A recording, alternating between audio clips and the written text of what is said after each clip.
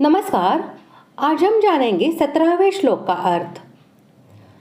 यथार्थ ज्ञान से परमात्मा की प्राप्ति होती है। यह बात संक्षेप में कहकर अब 26वें श्लोक तक ज्ञान योग द्वारा परमात्मा को प्राप्त होने के साधन तथा परमात्मा को प्राप्त सिद्ध पुरुषों के लक्षण, आचरण, महत्व और स्थिति का वर्णन करने के उद्देश्य से पहले यहाँ ज्ञान योग के एकांत साधन द्वारा परमात्मा की प्राप्ति भगवंत बतलाते हैं। श्लोक 17। तद्बुद्धयस्तदात्मानस्तन्निष्ठास्तत्परायणाः गच्छन्त पुनरावृत्तिं ज्ञाननिर्धूतकल्मषाः। श्लोक का अर्थ, जिनका मन तद्रूप हो रहा है, जिनकी बुद्धि तद्रूप हो रही है और सच्चिदानंद घन परमात्मा में ही जिनकी निरंतर एक ही भाव से स्थिति है, ऐसे तत्परायण पुरुष ज्ञान के द्वारा पाप रहित होकर अपुनरावृत्ति को अर्थात परम गति को प्राप्त होते हैं। मन का तद्रूप होना यानी कि सांख्य योग यानी ज्ञान योग का अभ्यास करने वाले को चाहिए कि आचार्य और शास्त्र के उपदेश से संपूर्ण जगत को मायामय और एक सच्चिदानंद घन परमात्मा को ही सत्य वस्तु समझकर तथा संपूर्ण अनात्म वस्तुओं के चिंतन को सर्वथा छोड़कर मन को परमात्मा के स्वरूप में निश्चल स्थित करने के लिए उनके आनंदमय स्वरूप का चिंतन करें। बार बार आनंद की आवृत्ति कराता हुआ ऐसी धारणा करें कि पूर्ण आनंद, अपार आनंद, शांत आनंद, घन आनंद, सम आनंद, अचिंत्य आनंद, चिन्मय आनंद, एकमात्र आनंद ही आनंद परिपूर्ण है। आनंद से भिन्न अन्य कोई वस्तु ही नहीं है। इस प्रकार निरंतर मनन करते करते सच्चिदानंद घन परमात्मा में मन का अभिन्न भाव से निश्चल हो जाना मन का तद्रूप होना है।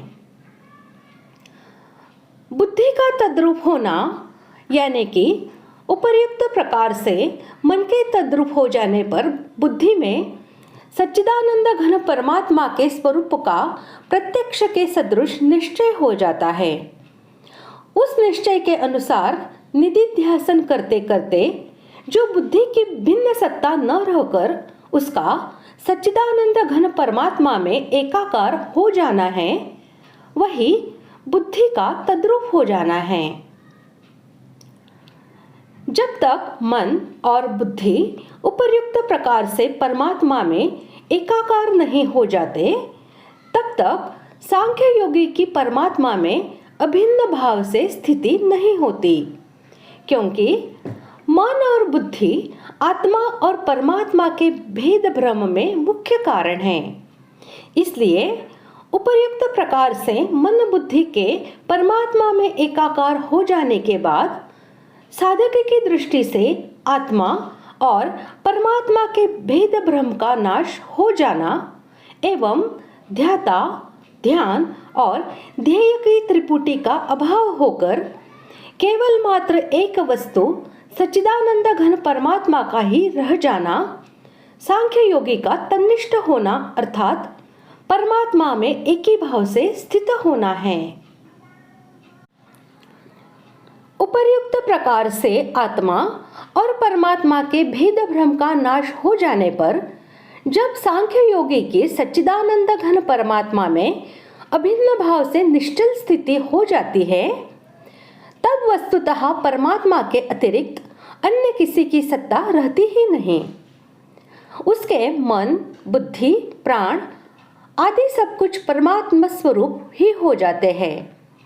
इस प्रकार सच्चिदानंद घन परमात्मा के साक्षात अपरोक्ष ज्ञान द्वारा उनमें एकता प्राप्त कर लेने वाले पुरुषों का वाचक यहाँ तत्परायणा यह पद है। 16वें श्लोक में जिस ज्ञान को अज्ञान का नाशक और परमात्मा को प्रकाशित करने वाला बतलाया है, उस यथार्थ तत्व ज्ञान का वाचक यहाँ ज्ञान शब्द है। शुभाशुभ कर्म तथा राग द्वेषादि अवगुण एवं विक्षेप और आवरण, इन सभी का वाचक कल्मष शब्द है, क्योंकि ये सभी आत्मा के बंधन में हेतु होने के कारण कल्मष अर्थात पाप ही है। इन सब का भली भांति नष्ट हो जाना निर्धुत शब्द का अर्थ है। अभिप्राय यह है कि उपर्युक्त प्रकार के साधन से प्राप्त यथार्थ ज्ञान के द्वारा जिनके मल, विक्षेप और आवरण रूप समस्त पाप भली भांति नष्ट हो गए हैं, जिनमें उन पापों का लेश मात्र भी नहीं रहा है, जो सर्वथा पाप रहित हो गए हैं, वे ज्ञान निर्धूत कल्मष है। यहाँ अपुनरावृत्ति को प्राप्त होना यानी कि जिस पद को प्राप्त होकर योगी पुनः नहीं लौटता, जिसको 16वें श्लोक में तत्परम के नाम से कहा है, गीता में जिसका वर्णन कहीं अक्षय सुख, कहीं निर्वाण ब्रह्म, कहीं उत्तम सुख, कहीं परम गति, कहीं परम धाम, कहीं अव्यय पद और कहीं दिव्य परम पुरुष के नाम से आया है, उस यथार्थ ज्ञान के फलरूप परमात्मा को प्राप्त होना ही अपुनरावृत्ति को प्राप्त होना है। इस प्रकार आज हमने 17वें श्लोक का अर्थ जान लिया है। अगले भाग में जानते हैं 18वें श्लोक का अर्थ। धन्यवाद।